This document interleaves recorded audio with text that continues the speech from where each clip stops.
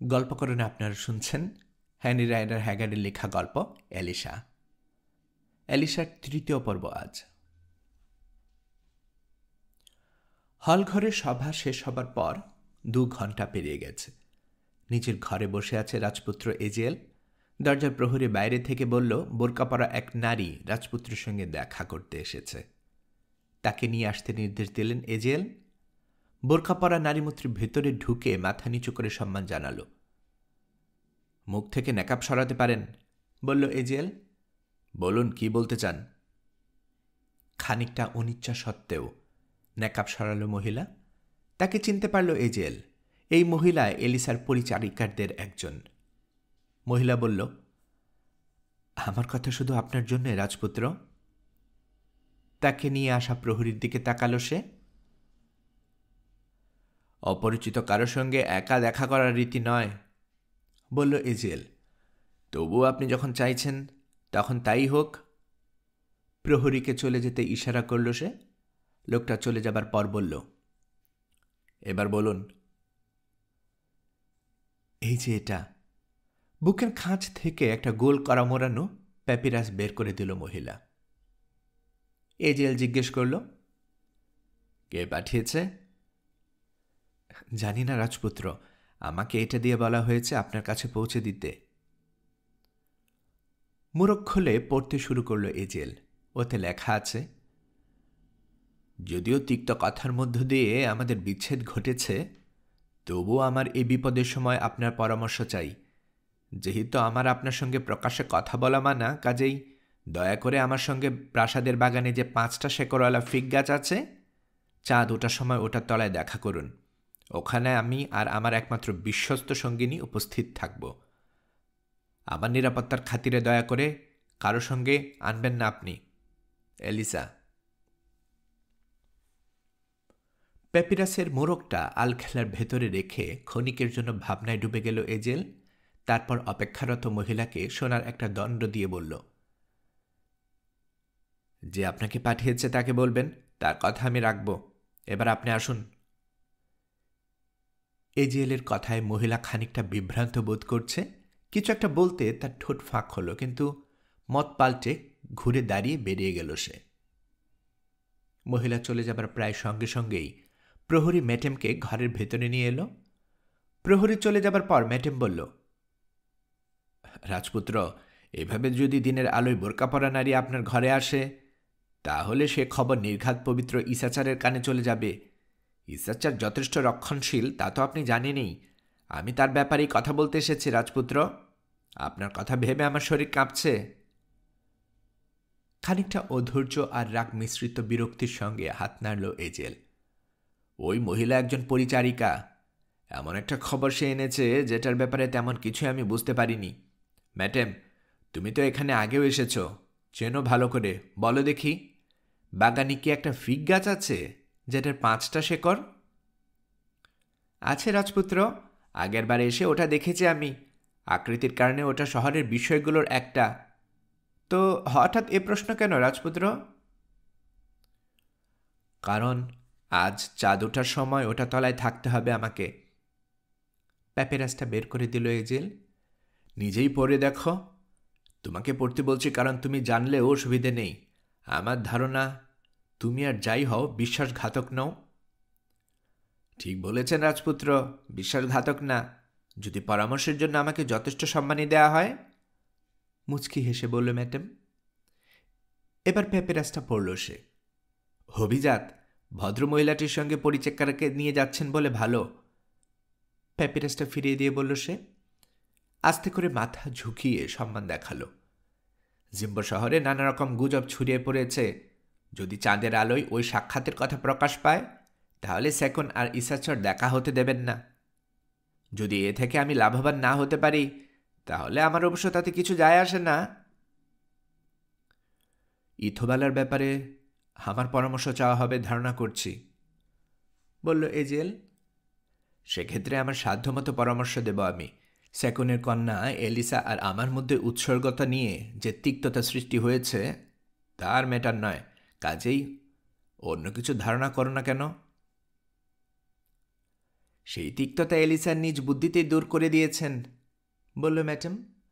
কাল রাতে আমি তাকে কথা দিয়েছিলাম, পারলে আমি তাকে সাহায্য করব, বলল এজিএল। কথা দিলে আমি সবসময় তা রক্ষা করি। বুঝতে পারছি রাজপুত্র, মানুষের মুখে মুখে ফিরছে আপনার এবং এলিসার কথা, তারপরও আপনি তাকে এড়িয়ে যাবেন। তবে এটাও ঠিক যে ভালো পরামর্শই আপনি দেবেন তাকে। সম্ভবত বলবেন ইথোবালাকে বিয়ে করা। এই শহরের উপর থেকে ভয়াবহ যুদ্ধের কালো ছায়া দূর হোক। সেক্ষেত্রে আমরা সবাই আপনার প্রতি কৃতজ্ঞ বোধ করব। অবস্থা যেরকমই দেখছি তাতে মনে হচ্ছে না আর কেউ এলিসার মনোভাব পাল্টাতে পারবে। তারপর আপনি যখন আপনার পরামর্শ দেবেন তখন হয়তো সেকুনের কন্যা বলবেন আজকের উৎসর্গ অনুষ্ঠান তার মধ্যে প্রচণ্ড আতঙ্ক সৃষ্টি করেছিল। উৎসর্গ ঠেকাতে নিজের সমস্ত গহনা তিনি দিয়ে দিয়েছেন। যদি তিনি কথা বলেন তাহলে কথা সত্যিই হবে। কিন্তু যেহেতু তার সঙ্গে আপনার মনোমালিন্য হয়েছে, এসব কথা আপনার মনে কোনো রেখাপাত করবে না। বোধহয় আমার কথাতে আপনি কৌতূহলী হচ্ছেন না, তাই না? এবার তাহলে অন্য প্রসঙ্গে আসা যাক। ঈশাচারের বক্তৃতার পর মন্দিরে তার সঙ্গে এলিসার কি কথা হয়েছে খুলে বলল ম্যাডাম। ফিনিশিয়ান ব্যবসায়ী চলে যাবার পর এজিএল ভাবল এলিসা তাহলে তার ধর্মের নিষ্ঠুরতা পছন্দ করে না। নিশ্চয়ই এলিসা বুঝেছে কেন আমি ওরকম খারাপ ব্যবহার করেছিলাম, নইলে ও আমার পরামর্শ চাইত না। কিন্তু কিভাবে এলিসাকে এই মহাবিপদ থেকে রক্ষা করতে পারে সে? সভা থেকে ফিরে শারীরিক আর মানসিক দুদিক থেকেই বিপর্যস্ত বোধ করছে এলিসা। বিশ্রাম নিতে শুয়ে পড়ল সে। ঘুম আসতে দেরি হল না। সেই ঘুমে এলো স্বপ্ন।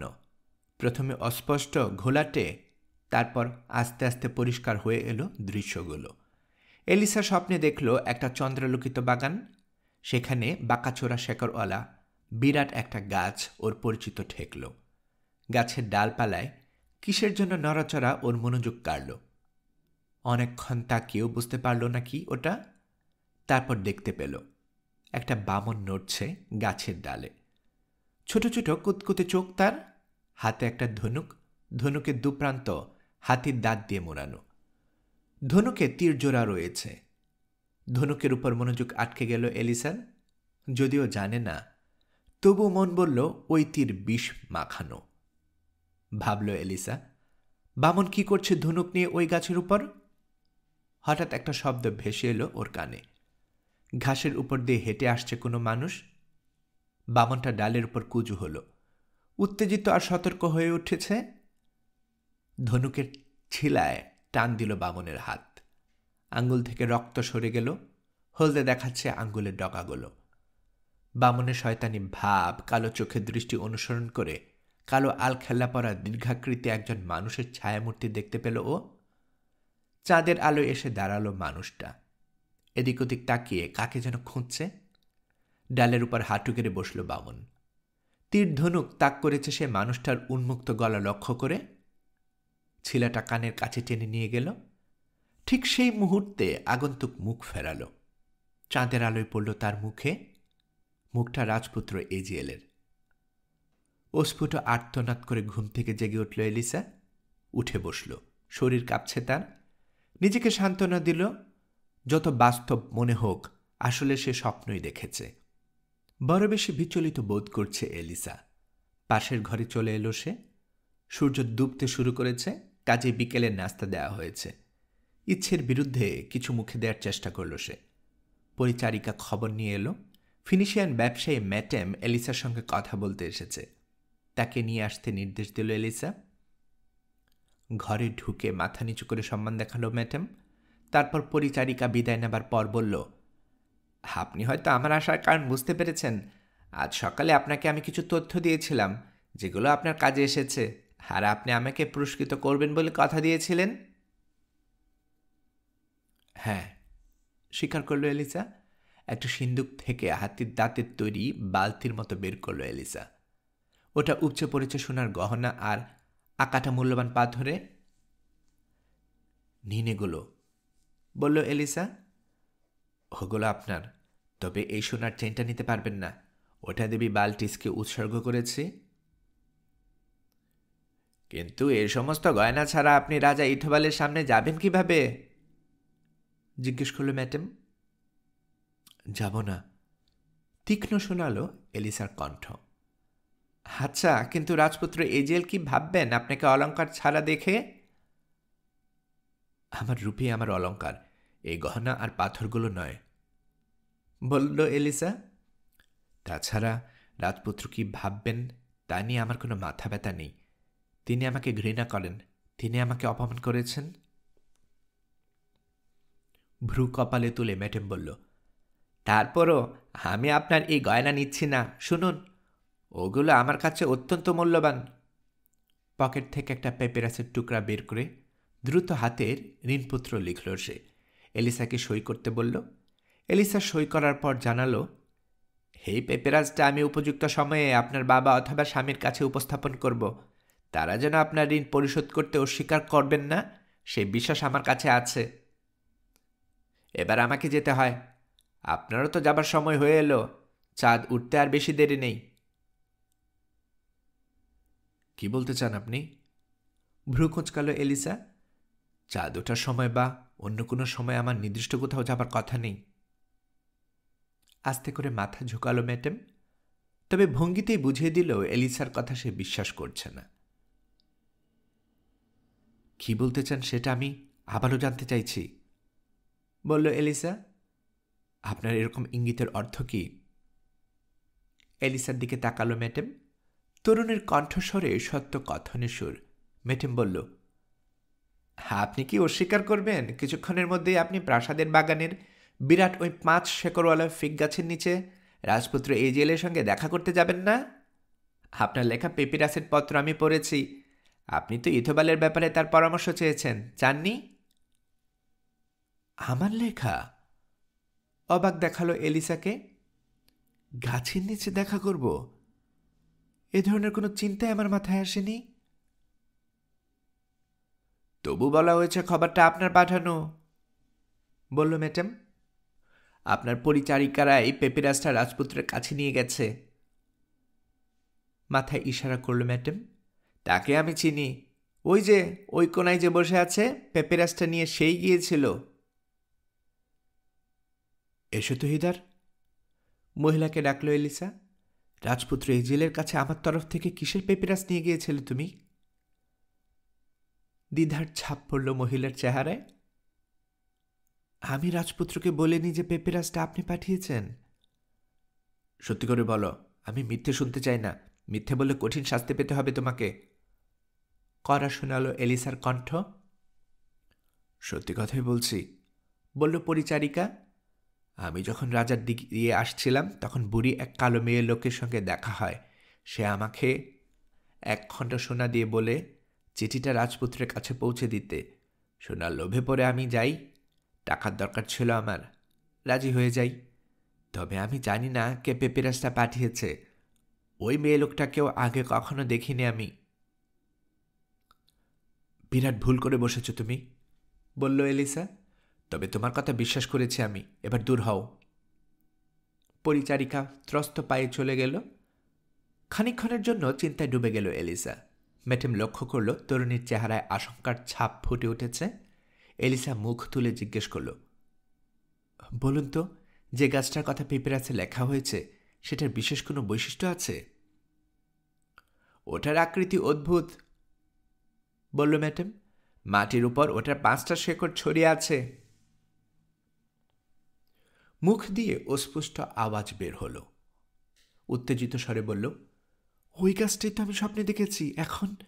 এখন আমি বুঝতে পারছি। আসুন জলদি, চাঁদ উঠতে শুরু করেছে। দ্রুত পায়ে দরজার দিকে ছুটল এলিসা। তাকে অনুসরণ করল কিছুটা বিহব্বল ম্যাডাম। কয়েক মিনিট পর সরু রাস্তা ধরে ছুটতে ছুটতে চলল দুজন।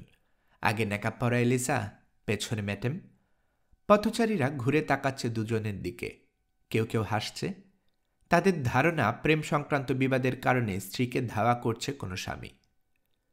এলিসা বাগানের দরজা খুলতে চেষ্টা করছে। এবার দায়িত্বটা নিল ম্যাডাম।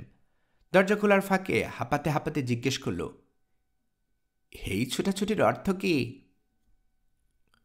ওরা রাজপুত্রকে খুন করতে মিথ্যে চিঠি দিয়ে এখানে নিয়ে এসেছে, জানালো এলিসা। দরজা খুলে যেতেই ছুটতে শুরু করল সে আবার। সেজন্য আমাদেরও মরতে হবে, বলল ম্যাডাম। মহিলাদের যুক্তি। এলিসার পেছনে দৌড়াচ্ছে সে। বাগানের মাঝখানে পথ ধরে প্রাণপণে ছুটছে এলিসা। গতি আরও বাড়ল।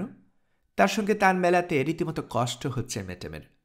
দূরত্ব বাড়ছে ক্রমেই, যেন উড়ে চলেছে সাদা আলখেল্লা পরা এলিসা। একটা ফাঁকা জায়গায় পৌঁছে গেল দুজন। এখানে চাঁদের আলো এসে পড়েছে। বিরাট একটা গাছের ঘন সবুজ ডালপালার পাতায় আছড়ে পড়েছে সে রূপালয় আলো। পাগলের মতো ওপরের দিকে তাকিয়ে গাছটাকে ঘিরে ছুটছে এলিসা। মাঝখানে গাছটা চলে আসায় মুহূর্তের জন্য এলিসাকে দেখতে পেল না ম্যাডাম। আবার যখন দেখতে পেল, এলিসা তখন খোলা জানালায় দাঁড়ানো একজন লোকের দিকে ছুটছে। মানুষটা দাঁড়িয়ে আছে গাছের প্রান্ত থেকে বড়জোর 10 ফুট দূরে। সাবধান, সাবধান, চিৎকার করছে এলিসা আগন্তুকের দিকে ছুটতে ছুটতে। অসংলগ্ন কথা বেরিয়ে আসছে ওর মুখ থেকে। উজ্জ্বল আলোয় মেটেম গাছের কালো অন্ধকার থেকে একটা ঝিলিক বেরিয়ে আসতে দেখল। এলিসাও বোধহয় দেখেছে, অন্তত তাই মনে হলো। জিনিসটা ধরার জন্য যেই 2 হাত মাথার উপর তুলে হরিণের মতো লাফ দিল এলিসা, তারপর আবার ও পা মাটি স্পর্শ করল। ভারসাম্য হারিয়ে পড়ে গেল তরুণী। তীক্ষ্ণ ব্যথায় অস্পষ্ট আওয়াজ বের হয়ে এলো মুখ দিয়ে। এলিসার দিকে দৌড়ে এগোলো ম্যাডাম। দেখতে পেল আরেকটা ছায়ামূর্তি। মনে হলো যেন সে কালো একটা বামন গাছের ছায়ার আড়াল থেকে বেরিয়ে ঘন ঝোপের ভেতর ঢুকে পড়ল। হারিয়ে গেল দৃষ্টির সীমা থেকে। পৌঁছে গেল ম্যাডাম। দেখল আধাশো অবস্থায় আছে এলিসা।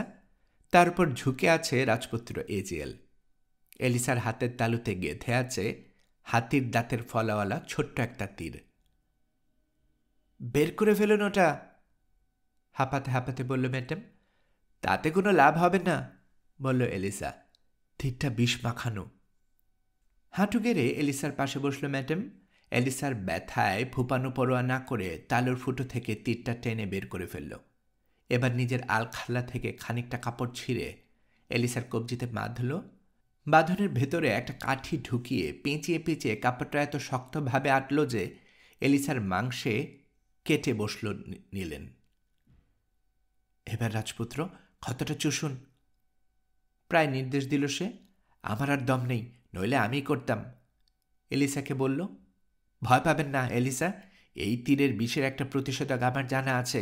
ওটা নিয়ে এক্ষুনি ফিরে আসবো আমি। ততক্ষণ যদি আপনি বেঁচে থাকেন, যত কষ্টই হোক, ভুলেও কাপড়টা ঢিল করবেন না। দ্রুত পায়ে রওনা হয়ে গেল ম্যাডাম। ক্ষতটায় মুখ দিল এজেল বিষ বের করার জন্য। না, দুর্বল গলায় বলল এলিসা। হাতটা টেনে নিল। কাজটা করা ঠিক হবে না, বিষ হয়তো আপনাকে খুন করবে। মনে হচ্ছে আমাকে উদ্দেশ্য করে তীরটা ছোড়া হয়েছিল, বলল এজেল।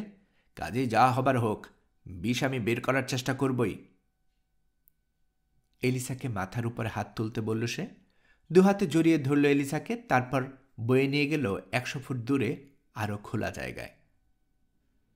আমাকে সরিয়ে নিচ্ছেন কেন, জিজ্ঞেস করল এলিসা। ওর মাথা এজেলের কাঁধে। কারণ তীর যে ছুঁড়েছে সে দ্বিতীয়বার চেষ্টা করে ফিরে আসতে পারে। এখানে ওই খোলা জায়গায় ওই তীর আমার কাছে পৌঁছাবে না।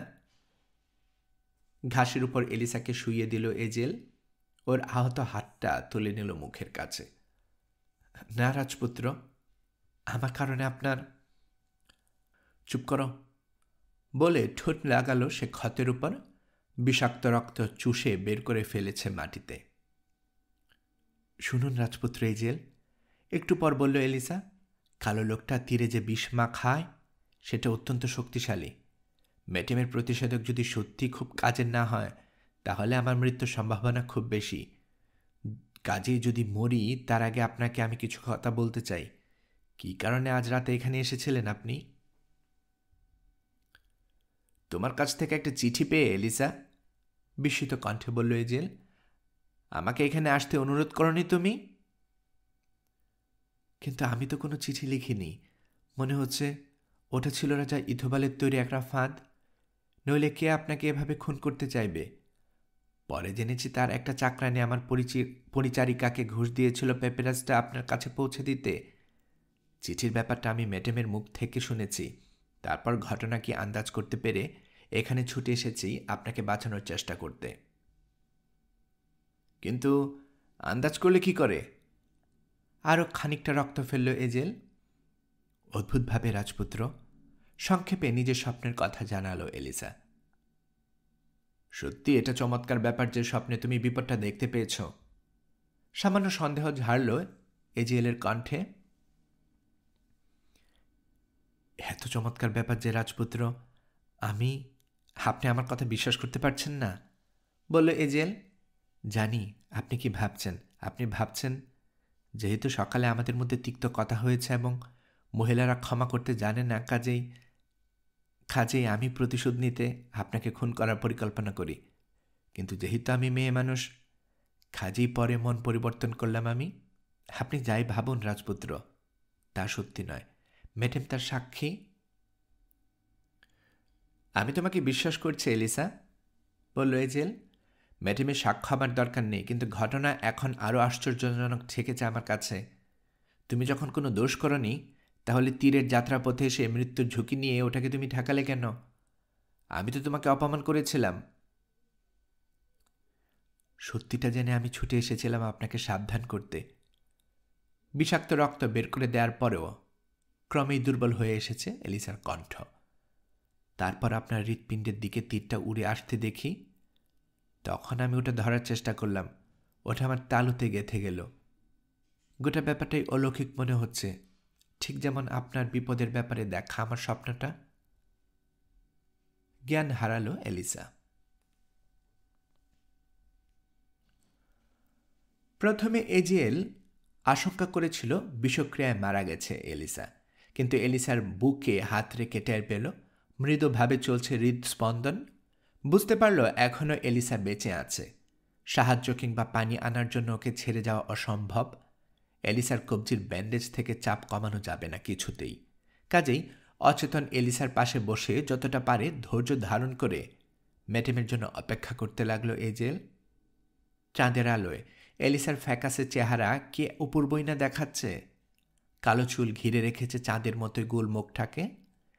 এজেল ভাবছে কি অদ্ভুত এক স্বপ্নের কথা বলল আজ এলিসা। সেই স্বপ্ন দেখে তাকে রক্ষা করতে এসে খুনির তীরে নিজের মৃত্যুর দিকে এগিয়ে যাচ্ছে ও এখন। অনেকে হয়তো এই ঘটনা বিশ্বাস করবে না, কিন্তু অন্তর থেকে এজেল অনুভব করছে এ মিথ্যে হতে পারে না। অনুভব করছে যদি চাইতো তবু ওর কাছে মিথ্যে বলতে পারত না এলিসা। প্রথম যখন দুজনে দেখা হলো, তখন থেকেই পরস্পরের কাছে কিছু লোকায়নি তারা। হ্যাঁ, তার মৃত্যুর আশঙ্কা আছে জেনে নিজের জীবনটা তুচ্ছ করেছে এলিসা। অথচ এই এলিসাকেই আজ সকালে খুব খারাপভাবে অপমান করেছে সে। বলেছে এলিসা শিশুর খুনি। মৃত্যুর ঝুঁকি এলিসা নিল কি করে? যদি সে যেমন এলিসাকে ভালোবাসে, তেমনি করে এলিসাও তাকে না ভালোবাসে থাকে। নিজের সঙ্গে আর ধোঁকাবাজি করছে না এজেল।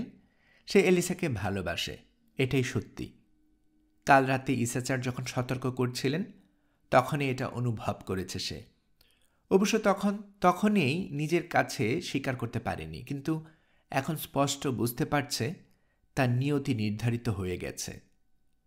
মানুষের যেমন স্বভাব, তারা হয়তো বলবে সুন্দর একটা মুখশ্রী, চমৎকার দেহ, সৌষ্ঠব্য আর ভালোবাসার মোহমায়ায় পড়ে জড়িয়ে গেছে সে। কিন্তু আসলে তা সত্যি নয়। এলিসা তাকে মানসিকভাবে প্রচণ্ড আকর্ষণের কাছে টানছে। সে আকর্ষণ শুধু জাগতিক ব্যাপার নয়। ব্যাপারটা এজেল ব্যাখ্যা করতে পারবে না, কিন্তু প্রথম যখন এলিসাকে দেখে, তখন থেকে এই অনুভূতিটা তাকে নাড়া দিচ্ছে। অথচ এখন এমনও হতে পারে আর একটি ঘন্টা পার হবার আগেই ওর ধরাছোঁয়ার বাইরে চলে যাবে এলিসা। চলে যাবে মৃত্যু নদীর ওপারে, যেখানে চাইলেই সঙ্গে সঙ্গে যেতে পারবে না সে। এলিসা তার হবে না এটা জেনেও এলিসার প্রতি ভালোবাসা অনুভব করছে সে, যেন হৃদয়ে আগুন জ্বলছে। হ্যাঁ, তার আকাঙ্ক্ষা শুধু জাগতিক নয়। ঝুঁকে এলিসার ফ্যাকাশে কমনীয় মুখের দিকে তাকালো এজেল। দুজনের ঠোঁট প্রায় পরস্পরকে স্পর্শ করার মতো কাছাকাছি চলে গেল। এজেলের শ্বাস পড়ছে এলিসার ভ্রুর উপর। তাতে করেই যেন জীবনী শক্তি ফিরে এলো এলিসার। নড়ে উঠল এলিসা, চোখ মেলল। এজেলের দিকে তাকিয়ে ওর চোখে ফুটে উঠল অর্থপূর্ণ দৃষ্টি। কোনো কথা বলল না এজেল। তার ঠোঁট যেন কেউ সেলাই করে দিয়েছে, কিন্তু হৃদয় বলছে, আমি তোমাকে ভালোবাসি, ভালোবাসি এলিসা। এলিসা যেন বুঝতে পারল। ও বলল, ভুলে যাবেন না আপনি কে আর আমি কে। তাতে কিছু যায় আসে না, বলল এজেল। আমরা জন্ম জন্মান্তর থেকে এক। আমি হয়তো একটু পরেই মারা যাব, বলল এলিসা। আমাদের মিলন হবে না। তা হতে পারে না, জোর দিয়ে বলল এজেল। আমরা যে একসঙ্গে ছিলাম, এখনও একসঙ্গে আছি, জীবন এবং মৃত্যুর মাঝেও একই সঙ্গে থাকব। রাজপুত্র, আমি শেষবারের মতো বলছি, ভালো করে ভেবে দেখুন। আমার মনে হচ্ছে আপনার কথা সত্যি। আমি যদি আপনার বক্তব্য মেনে নেই, তাহলে হবে চিরজীবনের জন্য। তাই হবে এলিসা। তরুণের উপর আরও ঝুঁকল এজেল। তাহলে তাই হোক, বিড়বিড় করল এলিসা। আলতো করে ঠোঁট ছোঁয়ালো এজেলের ঠোঁটে। চাঁদের আলোয় প্লাবিত হচ্ছে প্রাসাদের বাগান। সেই অপার্থিব পরিবেশ পরিষ্কার খোলা অন্তরে ধর্মের বাধা, সমাজের বাধা এবং জঙ্গলি রাজার পাশবিক শক্তির বাধা উপেক্ষা করে চিরজীবন ভালোবাসার শপথ নিল ওরা।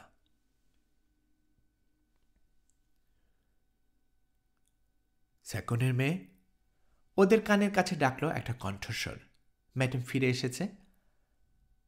আপনার তালু শীঘ্রই ব্যান্ডেজ করে দিতে হবে, হাতে একদম সময় নেই। মুখ তুলে এজেল দেখল ওদের দিকে ঝুঁকে আছে ফিনিশিয়ান ব্যবসায়ী, ঠুটে বিদ্রুপের হাসি।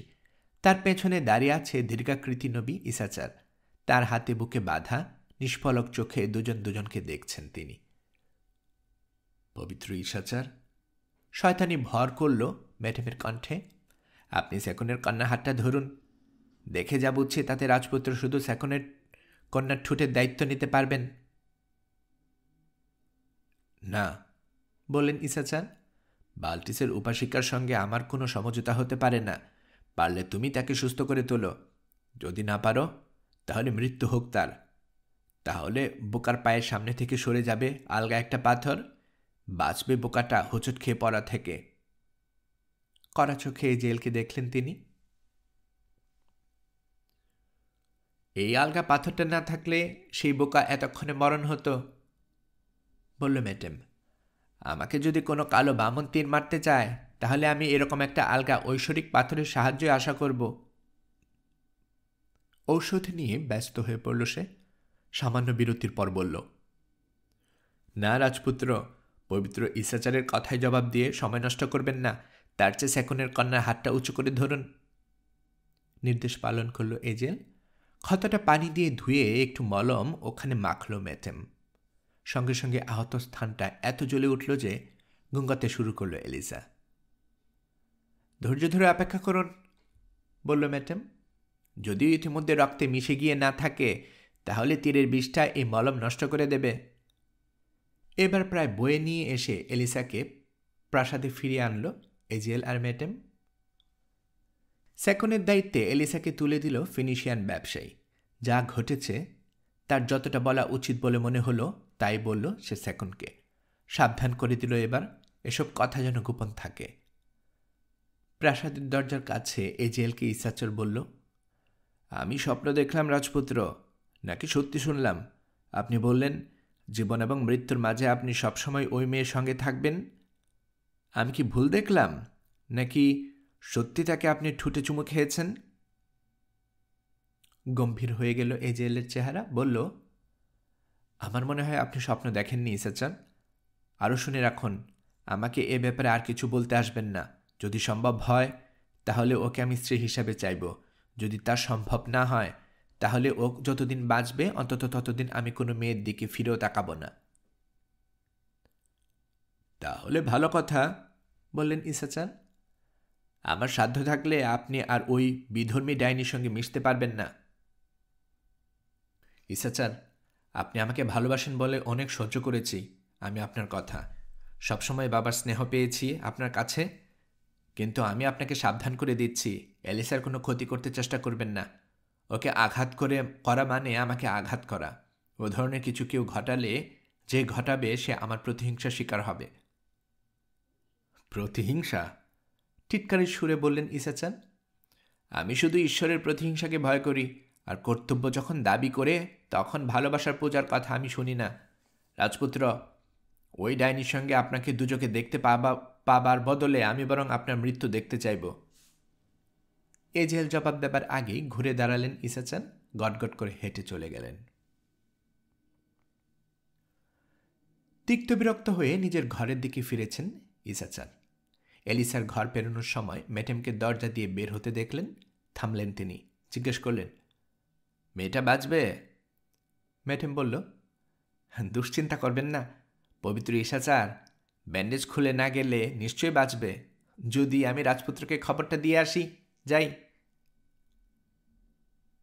কেউ যদি ওর ব্যান্ডেজ খুলে দিত আর সে তার উপাস্য মৃত্যু দেবতার কাছে পৌঁছে দিত, তাহলে তাকে আমি 100 সোনার মোহর দিতাম, বললেন ঈশা চান।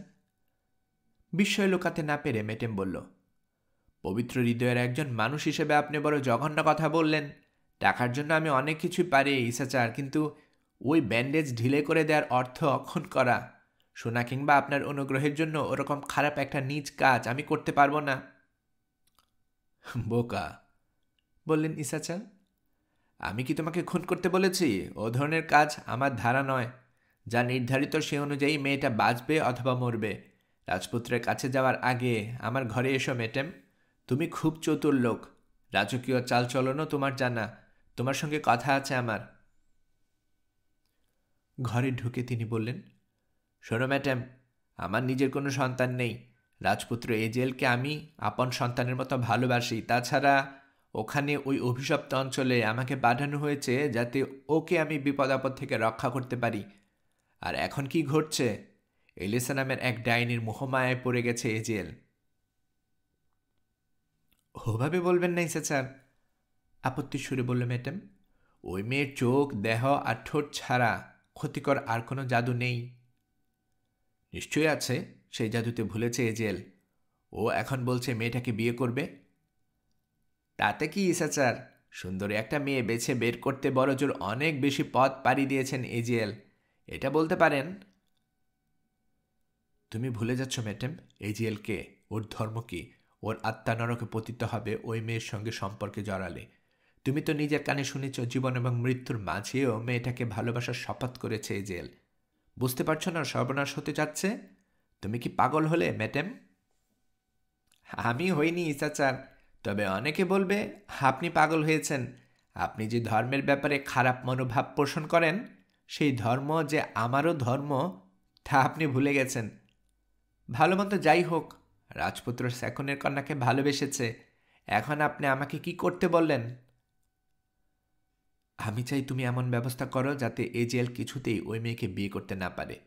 সেটা খুন জখমের মাধ্যমে নয়, কারণ আমাদের আইনে বলে তুমি হত্যা করবে না, কিন্তু মেয়েটা যদি রাজা ইথোবালকে বিয়ে করে তাহলে কাজ হবে, অথবা তাও যদি না হয় তবে অন্য কোনোভাবে এজেলকে ঠেকাও।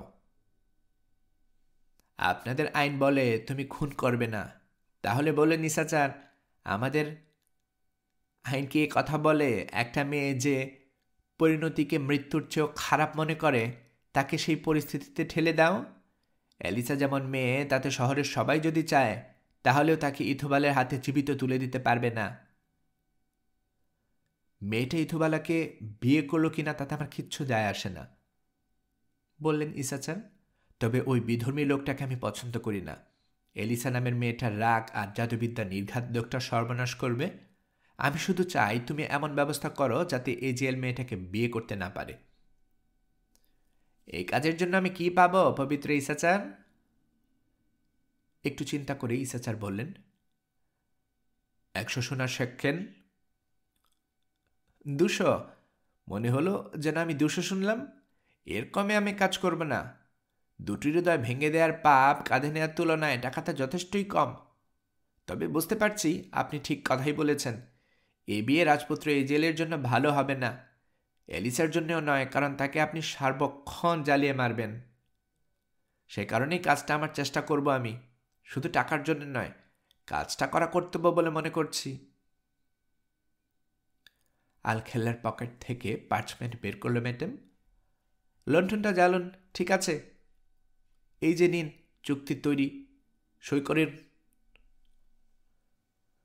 আমার কথাই চুক্তি হিসেবে যথেষ্ট ম্যাডাম। রাগ ঝরল ইসাচারের কণ্ঠে।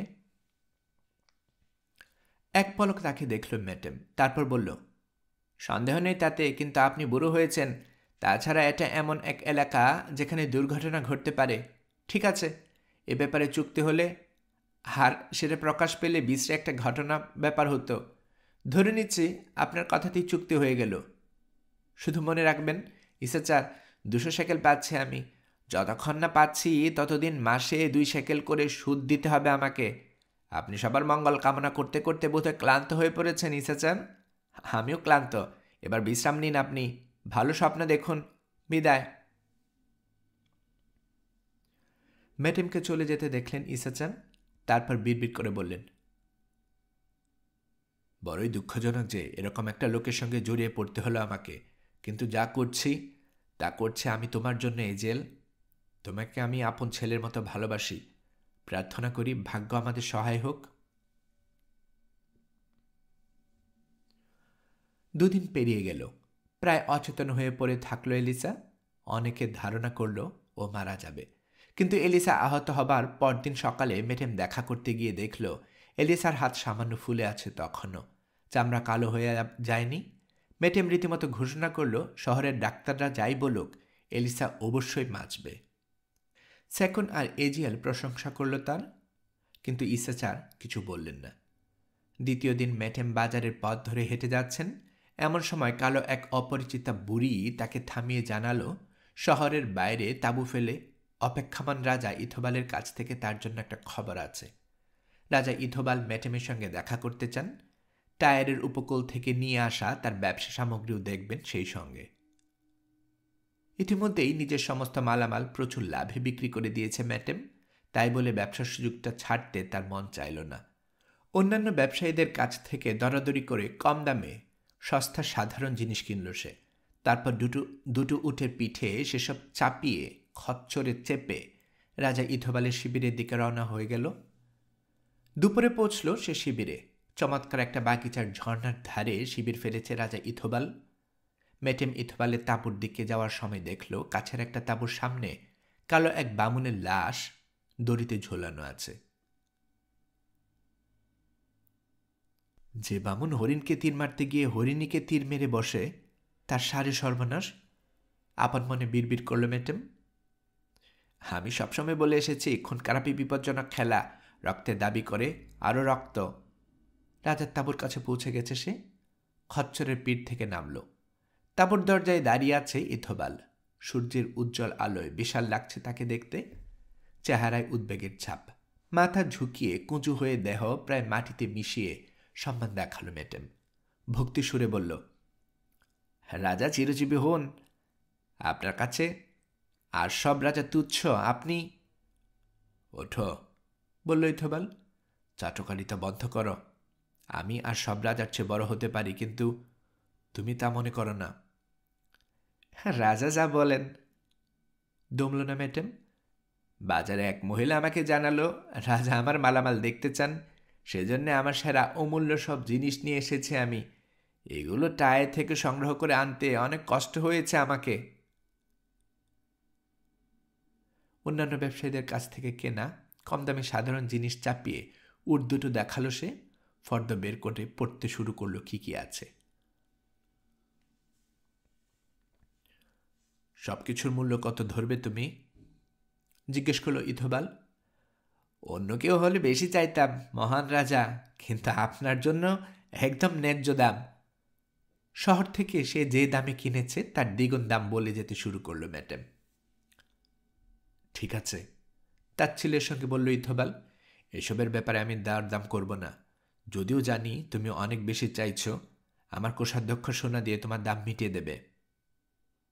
এক মুহূর্ত নীরবতায় কাটল, তারপর ম্যাডাম বলল, আপনার শিবিরের গাছগুলোতে বিষাক্ত ফল ধরেছে রাজা, জানতে ইচ্ছে করছে। আমাকে বলবেন কি ওখানে ওই বেটে কালো বাদুরটা ঝুলছে কেন?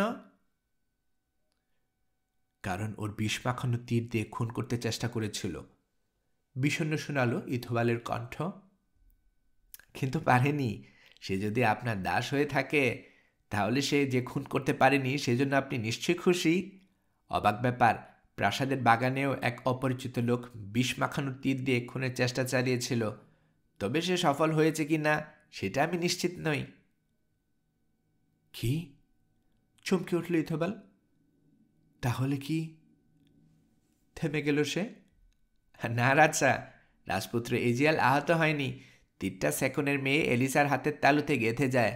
জীবন মৃত্যুর মাঝামাঝি আছে সে এখন। আমি যদি ঠিক ঔষধ না দিতাম তাহলে, যদিও গাছ থেকে ঝুলত না, এতক্ষণে ও বামনের লাশের মতোই তার লাশও কালো আর শক্ত হয়ে যেত। ওকে বাঁচাও, কর্কশ শোনালো উদ্বিগ্ন ইথোবালের কণ্ঠ। ডাক্তারের সম্মানী হিসেবে আমি তোমাকে 100 আউন্স খাঁটি সোনা দেব।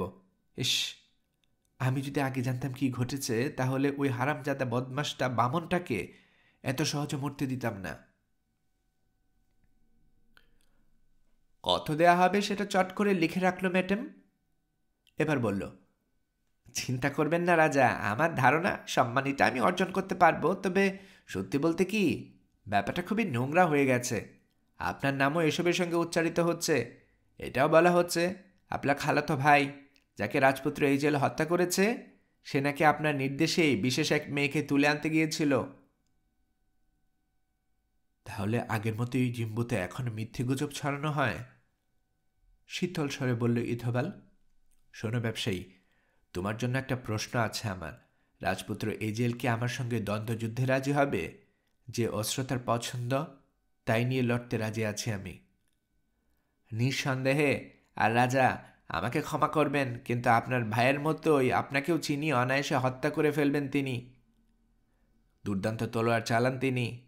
তলোয়ারের লড়াইয়ের জন্যে মিশরে বিখ্যাত এক রাজগুরুর কাছে বিদ্যাটা শিখেছেন তিনি। আপনার শক্তিমত্তা তার বিরুদ্ধে কোনোই কাজে আসবে না। জবাবটা আমি দিয়ে দিয়েছি। রাজপুত্র এজেল খুশি মনে লড়বেন, কিন্তু স্যাখন এসবের মধ্যে থাকবেন না। তিনি চান না আপনারা লড়ুন। আর কিছু আমাকে জিজ্ঞেস করবেন রাজা? আস্তে করে মাথা ঝাঁকালো ইথোবাল, তারপর বলল, শোনো ব্যবসায়ী, আমি জানি তুমি টাকার কাঙ্গাল।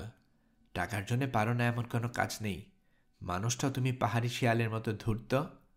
এখন মন দিয়ে শোনো, যদি আমার কথা মতো কাজ করো তাহলে এত সম্পদ পাবে তুমি যা শত চেষ্টা করেও সারা জীবনে উপার্জন করতে পারবে না।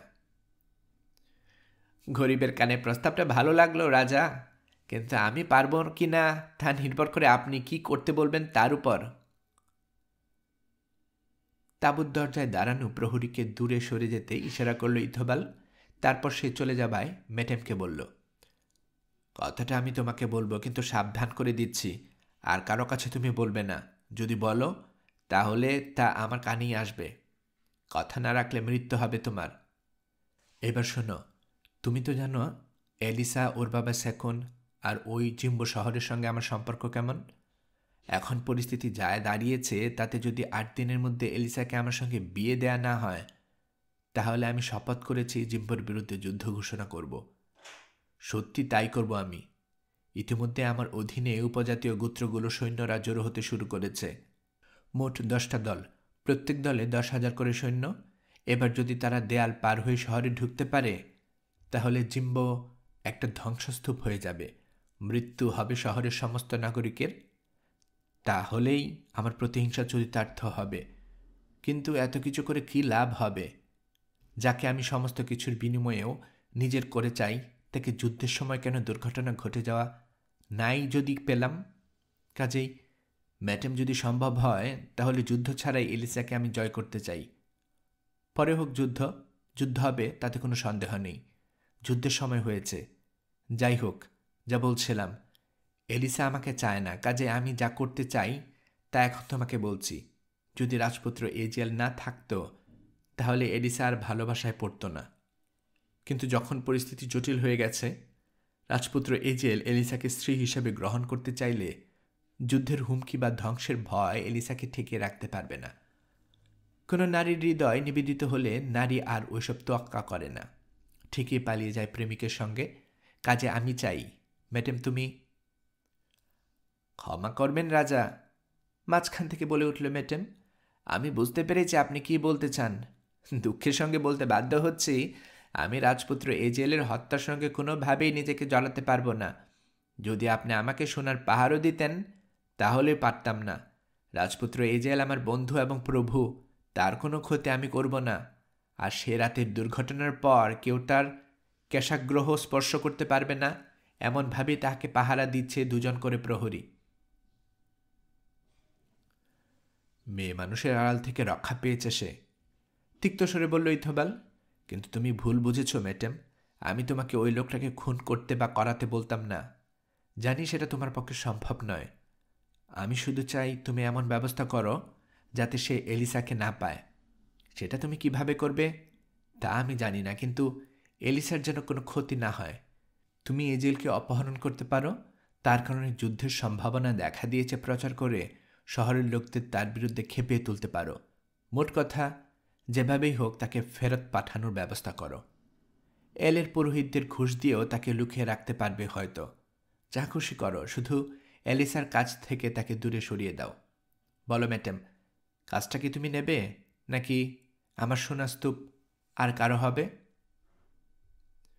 চিন্তা করতে করতেই জবাব দিল ম্যাডাম, আমি কাজটা নেব রাজা, অবশ্য যদি আমাদের মধ্যে একটা চুক্তি হয়। যদিও জানি না আমি সফল হব কিনা। শুধু ধনী হবার জন্যই কাজটা আমি নেব না। নেব কারণ রাজপুত্র এজেলের সঙ্গে এলিসার বিয়ে হলে সেটা সব দিক থেকেই খারাপ হবে। রাজপুত্রের দেহে বইছে রাজরক্ত। ফেরাউন আর মহান সলোমনের নাতি তিনি যদি সাধারণ পরিবারের মেয়ে এলিসাকে বিয়ে করেন তাহলে সেটা কেউই মেনে নেবে না। দুজনের জীবনেই দুর্বিষহ হয়ে উঠবে। কাজটা নেব আর একটা কারণ হচ্ছে এই যে জিম্বু শহরটাকে আমি ভালোবাসি। গত 40 বছর ধরে শহরটা আমি চিনি। চাই না একজন পুরুষ একজন নারীকে চাইছে বলে জিম্বু শহর ধ্বংস হোক, রক্তের নদী বয়ে যাক। এখন বলুন রাজা, আমি যদি সফল হই তাহলে আপনি আমাকে কি দেবেন? সম্পদের বিরাট একটা অঙ্ক বলল ইথবাল। ম্যাটেম ধনরত্নের পরিমাণটা শুনে বলল, রাজা, আপনাকে এর দ্বিগুণ দিতে হবে। আপনি যা দিতে চাইলেন সেটা শুধু ঘুষের পেছনে ব্যয় হয়ে যাবে আমার। আর একটা কথা, সোনাগুলো এখনই দিতে হবে, আপনার শিবির আমি ত্যাগ করার আগেই, নইলে আমার পক্ষে কাজটা করা সম্ভবপর হয়ে উঠবে না। আগে দিয়ে দিব যাতে তুমি চুরি করে পালাতে পারো? রাগ চেপে হেসে উঠল ইথবাল। আপনি যা খুশি ভাবতে পারেন রাজা, বলল ম্যাডাম, কিন্তু এটাই আমার শর্ত। আপনি যদি রাজি না থাকেন তাহলে আমাকে যেতে দিন, আর যদি রাজি হন তাহলে এক্ষুনি একটা চুক্তিপত্র তৈরি করতে পারি। তাতে লেখা থাকবে, যদি 8 দিনের মধ্যে আমি এমন ব্যবস্থা করতে না পারি যাতে করে রাজপুত্র এজেল কিছুতে এলিসাকে বিয়ে করতে পারবে না, তাহলে আপনার কাজের পেছনে যে অর্থ ব্যয় করা হবে তাছাড়া বাকি সোনা আমি ফেরত দিতে বাধ্য থাকব। আজ পর্যন্ত আমার কোনো চুক্তি বাতিল হয়নি রাজা। না রাজা, আমি মত পাল্টেছি। কোনো লিখিত চুক্তি থাকবে না, থাকলে তাকেও পড়ে ফেলতে পারে। আমি বরং পবিত্র ঈশাচারের বুদ্ধিই অনুসরণ করব। রাজা, আমার শপথ বাক্যই আপনাকে বিশ্বাস করতে হবে। আর একটা কথা, যুদ্ধ যদি শীঘ্রই শুরু হয়ে যায় আর আমাকে যদি পালাতে বাধ্য হয়ে যেতে হয়, সেই জন্য আমি চাই আপনি আমাকে আপনার সিলমোহর করা একটা পরোয়ানা দেবেন, যাতে আমি 20 জন লোক আর সমস্ত মালামাল এবং সমস্ত সম্পদ নিয়ে আপনার সেনাবাহিনীর মাঝ দিয়েও চলে যেতে পারি। আর রাজা, আপনাকে শপথ করতে হবে ওই পরোয়ানা দেওয়ার কথাটা আপনি আপনার সেনাবাহিনীর সবাইকে জানিয়ে দেবেন, যাতে তারা আপনার নির্দেশ পালন করতে বাধ্য থাকে। রাজা, আপনি কি এসব শর্তে রাজি আছেন? রাজি আছি, গম্ভীর চেহারায় বলল ইথবাল। শেষ বিকেলে জিম্বো শহরে ফিরল ম্যাডাম। যারা তার উট দুটোকে ধরে নিয়ে এগোলো তারা ভাবতেও পারল না এখন আর ওগুলোর পিঠে মালামাল নেই, আছে প্রচুর ধনরত্ন আর সোনা। গল্পকরণে এতক্ষণ আপনারা শুনছিলেন হেনরি রাইডার হ্যাগার্ডের লেখা গল্প এলিসা 3য় পর্ব। আমি নিয়মিতভাবে গল্প পাঠ করে আপনাদেরকে শোনাচ্ছি। গল্প পাঠ ভালো মনে করে থাকলে আমার এই গল্পটি আপনার বন্ধুবান্ধব প্রিয়জন সবার কাছে শেয়ার করবেন, তাতে করে তারা এই গল্পটি শোনার সুযোগ পাবে। আপনারা ভালো থাকবেন সেই প্রত্যাশায় এখানে বিদায় নিচ্ছি।